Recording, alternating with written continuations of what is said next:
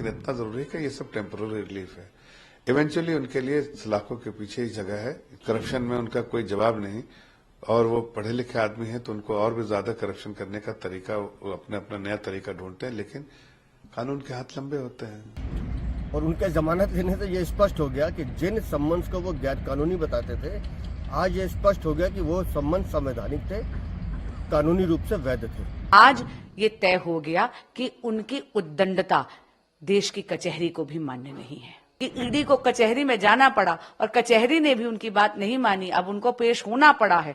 जमानत तो मिलनी थी क्योंकि ये एक बेलेबल ऑफेंस है। करप्शन में उनका कोई जवाब नहीं, और वो पढ़े लिखे आदमी हैं तो उनको और भी ज्यादा करप्शन करने का तरीका, वो अपना अपना नया तरीका ढूंढते हैं, लेकिन कानून के हाथ लंबे होते हैं। अब लंबे कानून के हाथ से कहाँ भाग पाएंगे वो? थोड़े बड़े तो राहत जो है टेम्पररी है, इवेंचुअली इस लाखों के पीछे जाना ही पड़ेगा। आज अरविंद केजरीवाल ने न्यायालय में जाकर जमानत ली, और उनके जमानत लेने से ये स्पष्ट हो गया कि जिन सम्मन्स को वो गैर कानूनी बताते थे, आज ये स्पष्ट हो गया कि वो सम्मन संवैधानिक थे, कानूनी रूप से वैध थे। बार बार जांच एजेंसी से भागते अरविंद केजरीवाल, आखिर तुम्हें आज कोर्ट की शरण में आके जमानत लेनी पड़ी। और अब इससे ये भी स्थापित हो गया कि जांच एजेंसी के अगले सम्मन पर आपको कोर्ट में आना पड़ेगा, सवालों के जवाब देने पड़ेंगे, और शराब घोटाले में जितना भी खेल हुआ है उसका भी पर्दाफाश होगा। सत्यमेव जयते।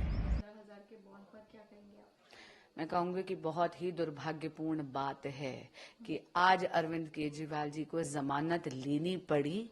174 आईपीसी की जो याचिका ईडी ने फाइल करी थी उसमें ये नौबत ही नहीं आनी चाहिए थी।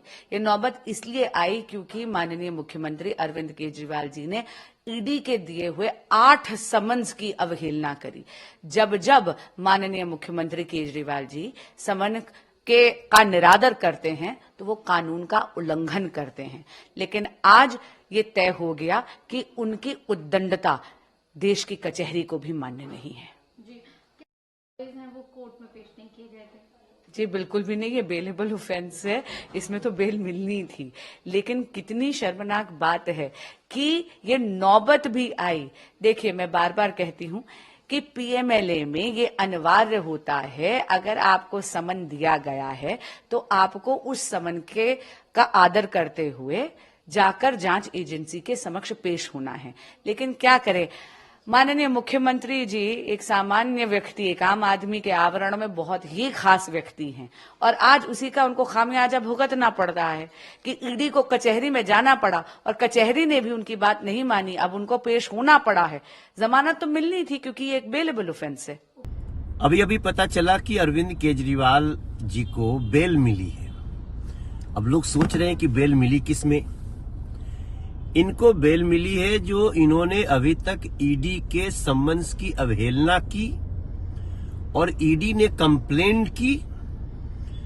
उस कंप्लेंट में जब ये कोर्ट गए तो उसके लिए इनको बेल मिली है कि चलो पीछे जो गलतियां किया है उसमें आपको अभी 15,000 के मुचलके पे, 1 लाख की सिक्योरिटी पे अब ये जमानत पे इस समय हैं।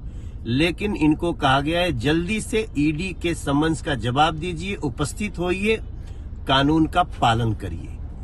इसलिए अरविंद केजरीवाल जी को जल्दी से जल्दी कानून का पालन करना चाहिए, और यही संविधान की शपथ लिए हुए व्यक्ति के लिए उचित भी है।